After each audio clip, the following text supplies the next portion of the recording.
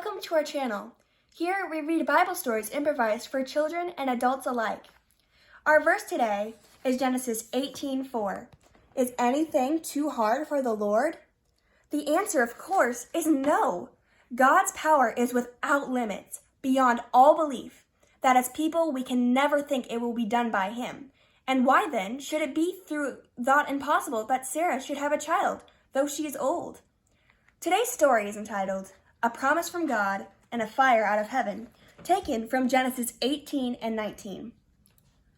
Abraham's great camp was set up in the plains of Mamre.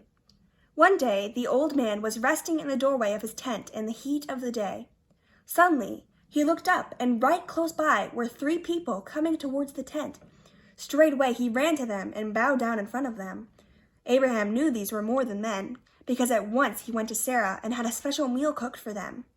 When the food was ready, he did not sit down with them to eat, but stood by as a servant to attend to their needs.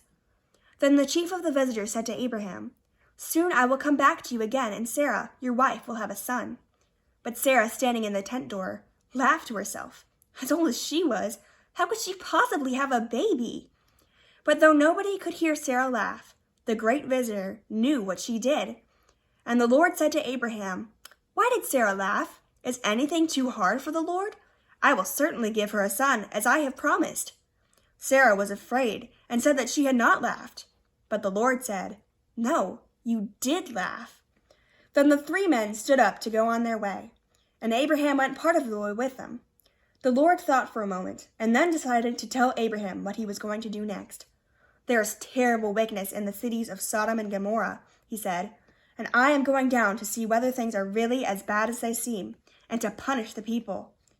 2 of the men went on, but Abraham drew near to the Lord to plead with him. He was afraid that God would destroy those cities altogether, because they were really bad. But in the city of Sodom, there still lived his nephew, Lot, with all his family. So Abraham said to God, "Are you going to destroy the good people with the bad? Perhaps there are 50 good people in the city. Won't you spare it for their sakes?" And God said he would. But Abraham still kept on asking, till God promised that if there were only 10 good people in the city, he would not destroy it. Thank you for joining us on our Bible reading journey.